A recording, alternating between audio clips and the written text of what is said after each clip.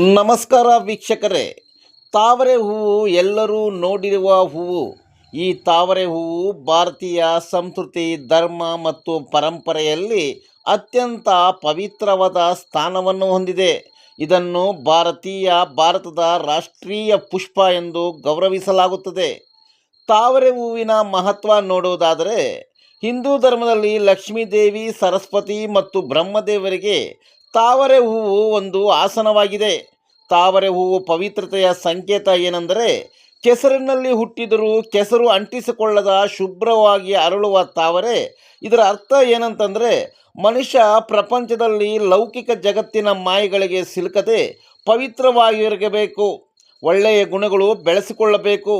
ತಾವರೆ ಹೂವು ಸೌಂದರ್ಯ, ಸಮೃದ್ಧಿ, ಮನಸ್ಸಿನ ಶಾಂತಿಯ ಸಂಕೇತವೆಂದು ಪರಿಗಣಿಸಲಾಗುತ್ತದೆ. ತಾವರೆ ಹೂವು ಕಲೆ ಮತ್ತು ವಾಸ್ತುಶಿಲ್ಪ, ದೇವಸ್ಥಾನಗಳಲ್ಲಿ, ಗುಡಿ ಗೋಪುರಗಳಲ್ಲಿ, ಸ್ತಂಭಗಳಲ್ಲಿ, ಪ್ರಾಚೀನ ಶಿಲ್ಪಕಲೆಗಳಲ್ಲಿ ತಾವರೆ ಹೂವಿನ ವಿನ್ಯಾಸವನ್ನು ಅತಿ ಹೆಚ್ಚಾಗಿ ಬಳಸಲಾಗಿದೆ. ತಾವರೆ ಹೂವು ವೈಜ್ಞಾನಿಕವಾಗಿ ಪರಿಸರ ಸೌಂದರ್ಯ. ತಾವರೆ ಗಿಡಗಳು ನೀರಿನಲ್ಲಿರುವ ಕಲ್ಮಶಗಳನ್ನು ಹೀರಿಕೊಳ್ಳುವ ಮೂಲಕ ನೀರನ್ನು ಶುದ್ಧವಾಗಿಡಲು ಸಹಾಯ ಮಾಡುತ್ತದೆ. ಈ ತಾವರೆ ಹೂವು ಬೆಳೆದಿರುವ ಪ್ರದೇಶ ಯಾವುದೆಂದರೆ, ಚಿಕ್ಕಬಳ್ಳಾಪುರ ಜಿಲ್ಲೆ ಚಿಂತಾಮಣಿ ತಾಲೂಕಿನ ಮುಂಗಾನಹಳ್ಳಿ ಹೋಬಳಿ ಬಟ್ಲಳ್ಳಿ ಪಂಚಾಯತ್ಗೆ ಸೇರಿದ ಶ್ರೀ ಕ್ಷೇತ್ರ ಕೋನಕುಂಟ್ಲು ಶ್ರೀ ಲಕ್ಷ್ಮೀ ವೆಂಕಟರಮಣ ಸ್ವಾಮಿ ನೆಲೆಸಿರುವ ದೇವಸ್ಥಾನದ ಬಳಿ ಕೆರೆ ಕುಂಟೆಗಳಲ್ಲಿ ಅತಿ ಹೆಚ್ಚಾಗಿ ನೋಡಬಹುದು. ಮತ್ತು ಚಂದ್ರಾಯನಹಳ್ಳಿ ಗ್ರಾಮಕ್ಕೆ ಹೊಂದಿಕೊಂಡಿರುವ ಸಣ್ಣ ಕುಂಟೆಯಲ್ಲಿ ಬೆಳೆದು ನೋಡುಗರಲ್ಲಿ ಆಕರ್ಷಿಸುತ್ತದೆ. ತಾವರೆ ಹೂ ಎಂದರೆ ನೆನಪಾಗುವುದು ವರಮಹಾಲಕ್ಷ್ಮಿ ಹಬ್ಬ. ಈ ವರಮಹಾಲಕ್ಷ್ಮಿ ಹಬ್ಬದಲ್ಲಿ ಎಲ್ಲಿಲ್ಲದ ಬೇಡಿಕೆ. ಒಂದೊಂದು ತಾವರೆ ಹೂವು 50 ರೂಪಾಯಿ, 100 ರೂಪಾಯಿಗಿಂತ ಹೆಚ್ಚು ನೀಡಿ ಲಕ್ಷ್ಮೀ ದೇವಿಗೆ ಸಮರ್ಪಿಸುತ್ತಾರೆ.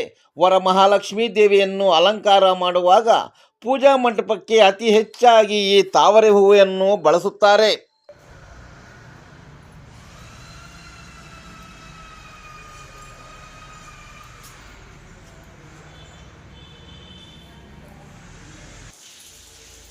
ಜೈ ಶ್ರೀಮನ್ನಾರಾಯಣ.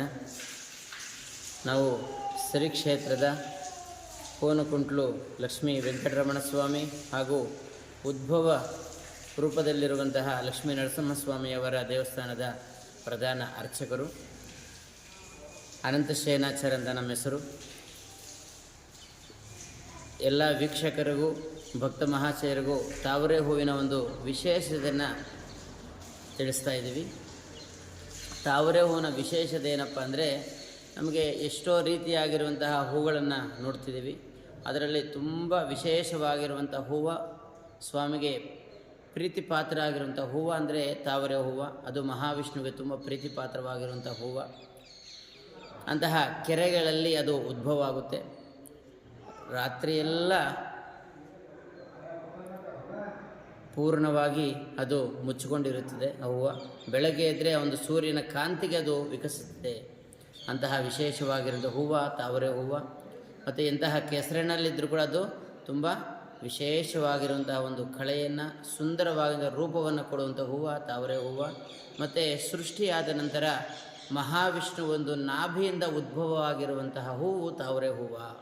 ಆ ನಾಭಿಯಲ್ಲಿ ಹೂವು ಉದ್ಭವವಾಗಿ ಸೃಷ್ಟಿಯಾಗಿ ಆ ಹೂವಿನಿಂದ ಬ್ರಹ್ಮದೇವರನ್ನು ಸೃಷ್ಟಿ ಮಾಡಿದ ಆ ಶ್ರೀಮನ್ನಾರಾಯಣ.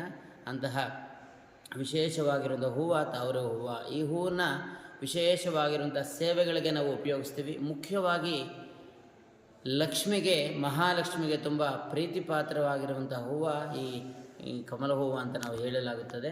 ಮತ್ತು ಆ ತಾವರೆ ಹೂವಿನ ರೆಕ್ಕೆ ಇರುತ್ತೆ ನೋಡಿ, ಆ ರೆಕ್ಕೆ ಆ ಮಹಾಲಕ್ಷ್ಮಿ ಒಂದು ಕಣ್ಣುಗಳಿದ್ದಂತೆ, ಮಹಾವಿಷ್ಣು ಒಂದು ಕಣ್ಣುಗಳಿದ್ದಂತೆ, ನೇತ್ರಗಳಿದ್ದಂತೆ ಅಂತ ಭಾವನೆ ಮಾಡ್ತೀವಿ ನಾವು. ಹಾಗೆ ಆ ಮಹಾಲಕ್ಷ್ಮಿ ಭಕ್ತ ಮಹಾಶಯರಿಗೆ, ಯಾವುದೇ ಕುಟುಂಬಕ್ಕಾಗಿರ್ಬೋದು, ಯಾರಿಗೇ ಆಗಿರಬಹುದು, ಸ್ತ್ರೀ ದೋಷಗಳು ಇದ್ದಾಗ ಆ ತಾವರೆ ಹೂವಿನಿಂದ ಹೋಮವನ್ನು ಮಾಡಿದಾಗ ಅದನ್ನೇ ಕಮಲದ ಹೂವಿಂದ ಹೋಮವನ್ನು ಮಾಡ್ತೀವಿ. ಆ ಕಮಲ ಹೂವಿಂದ ಹೋಮವನ್ನು ಮಾಡಿದಾಗ ಅರ್ಚನೆ ಆಗಿರಬಹುದು, ಹೋಮವಾಗಿರಬಹುದು, ಇಂಥ ವಿಶೇಷವಾಗಿರುವಂಥ ಯಾವುದೇ ತಾವರೆ ಒಂದು ಸೇವೆಗಳು ಮಾಡಿದ್ರೂ ಕೂಡ ಅವರಿಗಿರುವಂತಹ ಸ್ತ್ರೀ ದೋಷವೆಲ್ಲವೂ ಕೂಡ ನಿವಾರಣೆ ಆಗುತ್ತೆ ಅಂತ ನಮಗೆ ಪುರಾಣ ಶಾಸ್ತ್ರಗಳಲ್ಲಿ ಉಲ್ಲೇಖವಾಗಿದೆ. ಅಂತಹ ಸೇವೆಗಳನ್ನು ನಾವು ಮಾಡ್ತಾ ಇರ್ತೀವಿ. ನಾವಿಲ್ಲಿ ಯಾವುದೇ ಒಂದು ವಿಶೇಷವಾಗಿರುವಂತಹ ಸರೋವರಗಳಾಗಿರ್ಬೋದು, ಕ್ಷೇತ್ರದಲ್ಲಾಗಿರ್ಬೋದು, ಇಂದಿನಿಂದ ಪುರಾತನದಿಂದ ಬಂದಿರುವಂತಹ ಕ್ಷೇತ್ರಗಳಲ್ಲಿ ಇದು ತಾವರೆ ಹೂವು ಬರುವಂಥದ್ದು ತುಂಬ ವಿಶೇಷವಾಗಿರುತ್ತದೆ. ಇದು ಒಂದು ತಾವರೆ ಹೂವಿನ ಒಂದು ವಿಶೇಷ. ತಾವರೆ ಹೂವು ನಮ್ಮ ಶ್ರೀ ಕ್ಷೇತ್ರದ ಕೋನುಕುಂಟ್ಲು ದೇವಸ್ಥಾನದ ಮುಂಭಾಗದಲ್ಲೇ ಒಂದು ಕೆರೆ ಇದೆ. ಆ ಕೆರೆಯಲ್ಲಿ ಸಹ ವಿಶೇಷವಾಗಿರುವಂತಹ ಬಹಳಷ್ಟು ಹೂಗಳನ್ನು ಪ್ರತಿನಿತ್ಯವೂ ಕೂಡ ಬಿಡುತ್ತೆ. ಆ ಹೂವು ಪ್ರತಿನಿತ್ಯ ಸ್ವಾಮಿಗೆ ಅಲಂಕೃತವಾಗಿ ಪೂಜೆಗಳನ್ನು ನಡೆಸಲಾಗುತ್ತದೆ. ಇದು ತಾವರೆ ಹೂವಿನ ಒಂದು ವಿಶೇಷತೆ.